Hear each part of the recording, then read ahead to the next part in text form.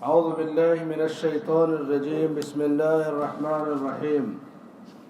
فلما جاء سليمان قال أتمدونني بمال فما آتاني الله خير مما آتاكم بل أنتم بهديتكم تفرحون ارجع إليهم فلنأتينهم بجنود لا قبل لهم بها ولنخرجنهم منها أذلة وهم صاغرون. سلیمان علیہ السلام کا خط لے کر کے جب ہدہد پہنچا ملکہ سبا کے پاس، اس نے درباریوں سے مشورہ کیا کہ مجھے رائے دو کہ میں کیا کروں.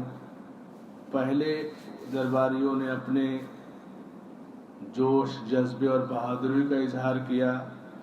چونکہ ایک حکمراں اپنی مصلحت کو زیادہ سمجھتا ہے، اسے سلیمان علیہ السلام کی طاقت کا اندازہ تھا، تو اس نے یہ بھی بتا دیا کہ دیکھو، بادشاہ جب کہیں داخل ہوتے ہیں تو وہاں کے معزز لوگوں کو ذلیل کر دیتے ہیں. جب کوئی ملک کسی ملک پہ قبضہ کرتا ہے تو اس ملک کے جو بڑے بڑے رئیس، وزیر، منسٹر، ان کو اندر کر دیں گے، یا تو قتل کر دیں گے یا تو پھر قید میں ڈال دیں گے. اس سے بڑی ذلت کیا ہوگی؟ تو یہ سب پورے حالات کو وہ سمجھتی تھی.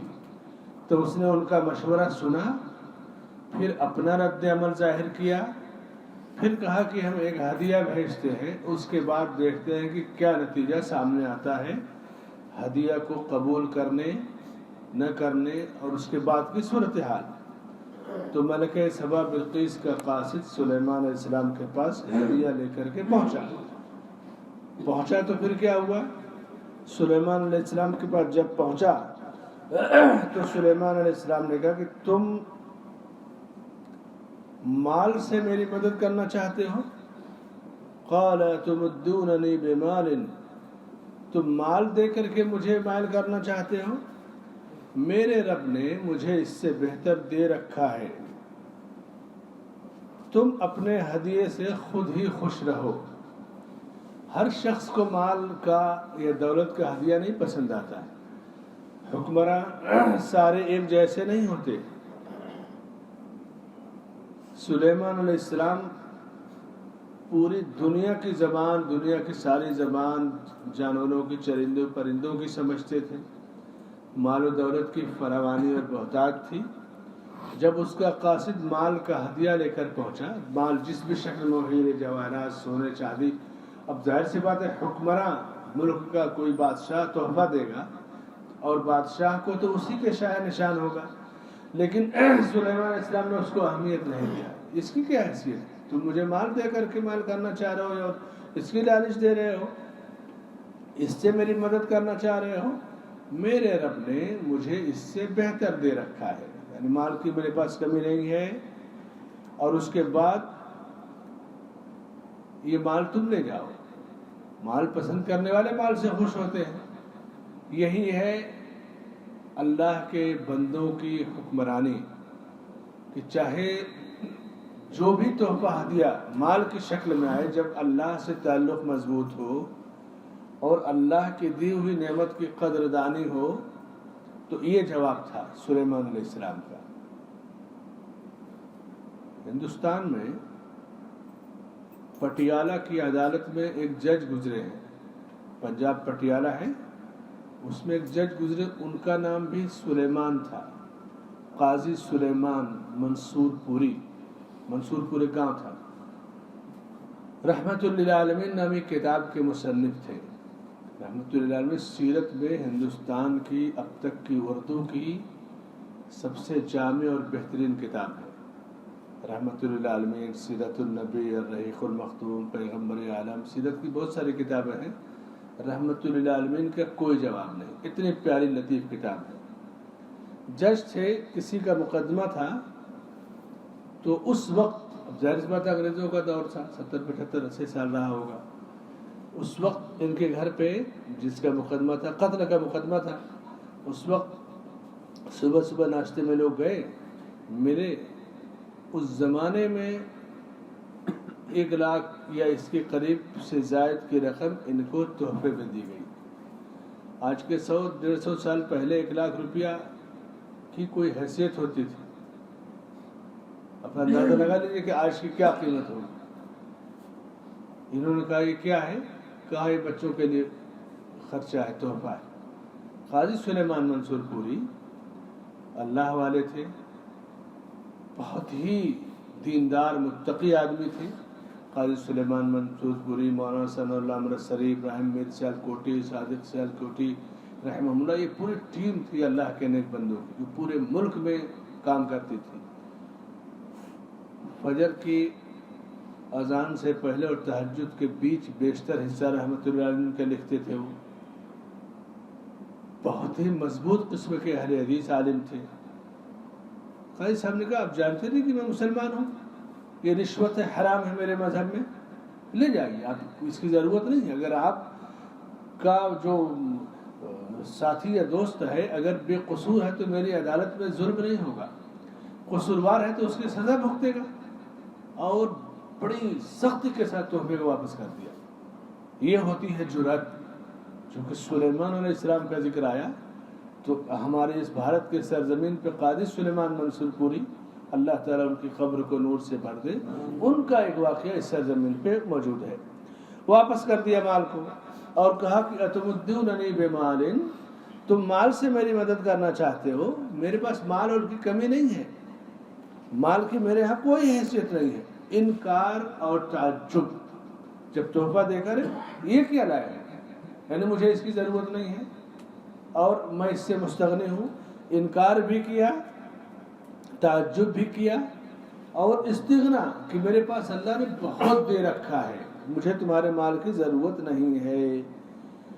بل انتم بہدیتکم تفرحون، اس طرح کے ہدیے سے، تحفے سے میں خوش نہیں ہونے والا، تم خوش ہو جاؤ، تم لوگ سے خوش ہو جاؤ۔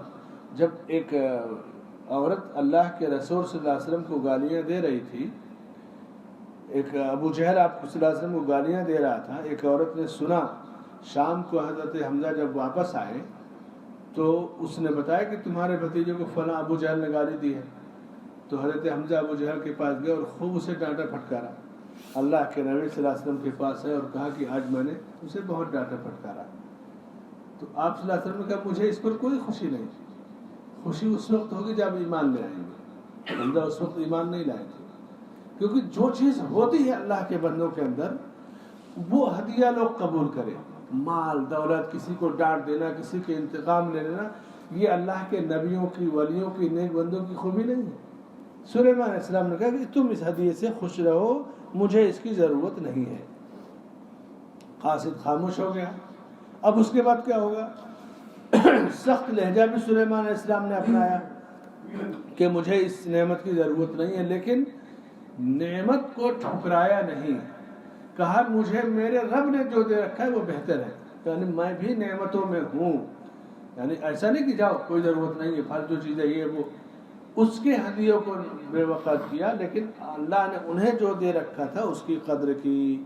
کہا ارجع الیہم، لے کے جاؤ اس کو، مجھے اس کی ضرورت نہیں ہے، میرے رب نے مجھے دیا۔ یعنی انداز ڈانٹنے پھٹکارنے کا تھا لیکن لہجے میں انکار تعجب بھی تھا، لیکن غرور یا گھمنڈ نہیں تھا، کیونکہ اللہ کے نبی تھے، اللہ کے حکموں پہ چلتے تھے۔